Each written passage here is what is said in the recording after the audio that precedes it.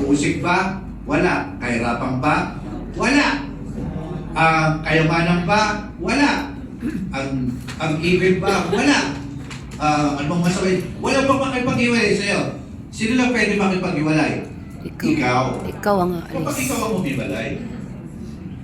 Kaya ang tawag natin doon, backslider. Pero sa kanila, hindi rin backslider yun. Talagang hindi ka tumanggap.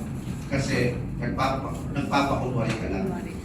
Pero kapag binasa mo ang mga text po na napakarami po sa Bible, mamaya po yan po sa inyo, makikita nyo na mali po yung konseptong yun. Totoo, wala maki-snatch kasi hawa ka ng Diyos kasi nagpapahawa ka.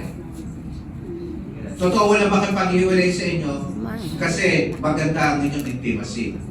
At totoo rin naman, kung nagsimula ang Diyos, magkasama kayo, tatapusin niya yun kasi kasama, inalaw mo, nakasama mo ang Diyos. Pero kung ikaw mismo ang iiwalay, Ano nga, apostasi nga yun. Okay po ba tayo nagkakaintindihan? Oo, apostasi nga. So, palakpakan natin ang Panginoon. Ang kaligtasan na hinaan dyan. Umalis ka.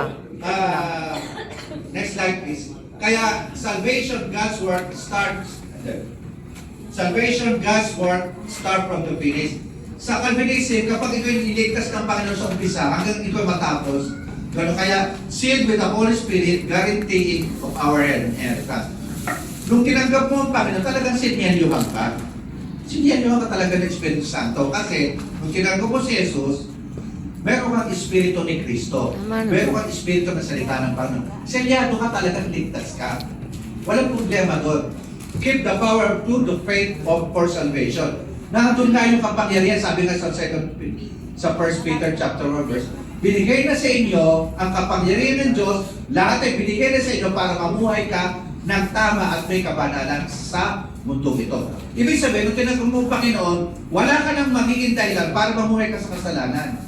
Ibig sabihin, kapag namuhay sa kasalanan, nung ikaw tinanggap mo sa iyo, may tagumpay ka sa kasalanan. At ang kasalanan, hindi na mag-aari sa iyo. Ngayon, kung nag-aari sa iyo kasalanan, ligtas ka pa rin, problema po yan. Napakalaking problema po yan. Kaya nga po, dyan po papasok yung bagay na dapat pag-aralan po natin maigi kasi nakakatakot. Yan po yung mga, the number 3. Apostate were never truly saved. Kung ikaw man ay tumalikod, kung ikaw man nagkasala, ikaw man namumuhay sa kasalanan, they were out of from us, but they were not for us. Kung baka sa ano, kiniklaim nila, kung ikaw ay nagkakasala, nagbabackslide ka, at kung ikaw ay talaga ay wala sa Panginoon, ibig sabihin, hindi ka talaga tinawag ng Diyos. At wala ka talaga sa Panginoon on the first place. Kung baka sa ano, pumato ka sa Emmanuel Church, na ikaw ay nagpapanggap para kang Goat. W, para kang agent, pumasok ka sa isang church at ikaw ay magpapanggap ng isang Kristiyano, pero hindi ka pa palagang totoo Kristiyano.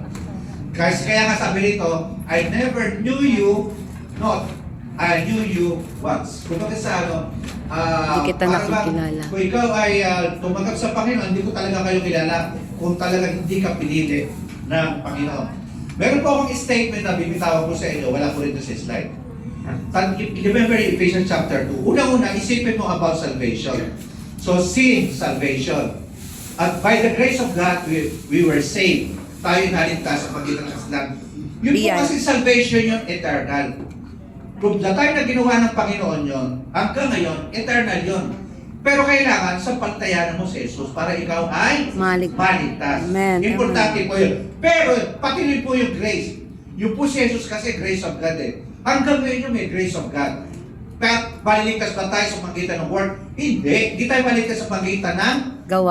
Kundi sa pagitan ng ating pananampalataya. At meron ba tayo buhay na walang hanggan? Siyempre. May buhay tayong walang hanggan. Pero dapat, yung pananampalataya mo kay Jesus at magbubuhay ng kaligtasan, may eternal life ka, dapat nagbubuhay yon ng holiness and godliness. Kasi walang bagay na marungis na papasok sa kaharian ng Diyos na marungis. Tayo binili sa pagitan ng banal na dugo, pero kailangan mamuhay tayo doon sa kabanalan ng Panginoon. Amen. Kaya kapag ikaw born again Christian, hindi mo po pwedeng hindi ka mabuhay na may kabanalan o purso holiness kasi walang kwenta rin pala ang pagtanggap mo Kung wala kang katugumpayan sa kasalanan at kung di mo ito iniwasan. Tama. Kasi isipin mo, elected ka, kahit ikaw buhay sa kasalanan, ligtas ka, mali pa rin.